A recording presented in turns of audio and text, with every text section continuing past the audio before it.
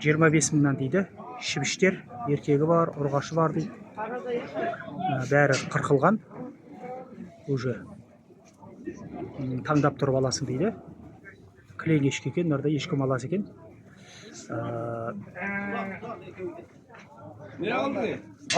Дайын былай. Оптым алса енді түседі енді. Ешкінің бағасы осында.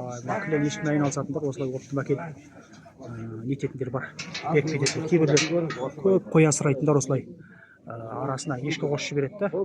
Көбейіп кеткен кезде осылай оптым әкеліп өткізіп жібереді. Мен өзім білетін бұрын шаруа қожалықтарына барған кезде арасына қосып жібереді да бір 6-7 ешкі мен бір текені.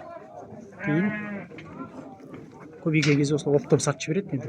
Розничный бағасы 25-тен жақсы негізі. Жақсы беріп тұр.